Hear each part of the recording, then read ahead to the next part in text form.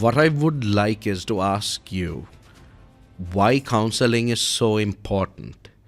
Why counseling or going and seeing, maybe after what you told me, maybe not a psychiatrist, no offense to psychiatrists, but counselors or psychologists or psychoanalysts. Why it's important, especially for young people in this day and age who seem to be getting more and more depressed, who seem to be embedded with so much more anxiety, so much more stress. Why it should be more integral that they go and talk to someone and they should reach out for help.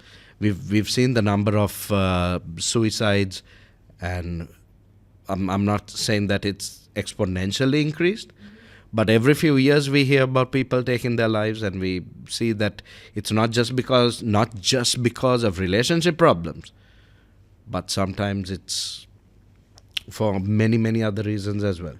So what are your thoughts on this? So when I first started this, there was so much more stigma than now, obviously. So one of the positive things that I have seen, at least in Colombo, is that parents are taking the initiative to take their children to the therapist, calling up and asking, who's a good therapist? I need to take my son or my daughter. So these are good, these are really wonderful improvements, let's say, because people have done some sort of activism has been there to make everybody aware and to minimize the stigma. So at least in Colombo, we are seeing a change. I'm not sure about the rest of the country, but because I'm here, I can see there's a big difference compared to 10, 15, 20 years ago. So that is That's for sure. yes. So this is really good. But yet you're right, because now there's more depression, there's more anxiety.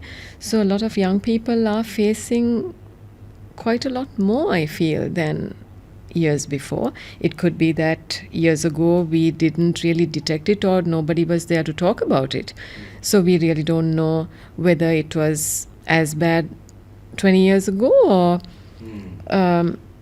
is something new happening to young people now for them to become so much more anxious now.